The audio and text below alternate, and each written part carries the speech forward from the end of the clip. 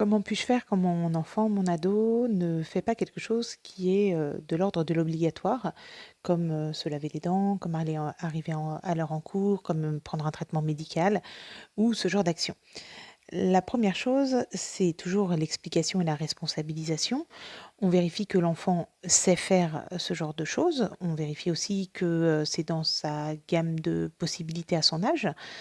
Et puis, on prévoit un planning éventuellement pour qu'il y ait des rappels, pour que l'enfant, sache ce qu'il a à faire. Ça peut être un planning avec des pictos quand ils sont petits, ça peut être un planning, plus, formel quand ils sont plus grands. Ça peut être aussi pour les plus grands des rappels, via les téléphones portables, via les smartphones où on peut avoir un petit rappel, à telle heure de faire ceci ou cela. Pour certains enfants, c'est carrément il faut prévoir des rappels pour qu'ils se lavent, hein, et pour les ados, c'est pas ce qu'il y a de plus cool pour les autres. Mais évidemment, quand tout ça, ça marche pas, qu'est-ce qu'on fait? Alors encore une fois, on parle d'actes qui sont vraiment, nécessaires et obligatoires, pour, le bien-être de l'enfant, pour sa santé soit physique, soit psychique. Dans ces cas-là, on peut recourir à, une motivation ce qu'on appelle externe. C'est un petit peu l'idée du bâton et de la carotte. Malheureusement, encore une fois, tant qu'on peut éviter, on évite. Mais il y a un moment, c'est de dire: «Écoute, je t'ai expliqué par A plus B, et si tu veux me poser plus de questions, je suis là pour ça, que cet, acte est vraiment important pour toi et tu le fais pas.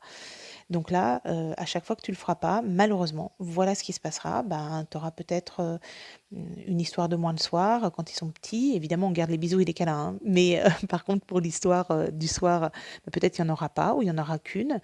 Pour, les ados, ça peut être: «Ben, écoute, là, avec mon Google Family, je te limite à 30 minutes d'écran ou 30 minutes de ceci, ou je t'enlève carrément ton temps d'écran pour demain, car c'est trop important pour toi, ça fait partie de tes devoirs en tant qu'enfant ou en tant qu'ado pour être en bonne santé».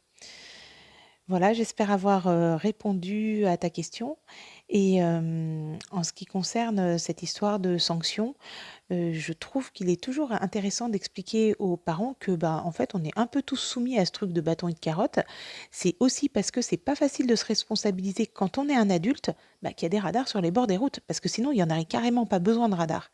Donc parfois, on attend aussi de nos enfants une maturité qu'on n'a pas toujours nous-mêmes.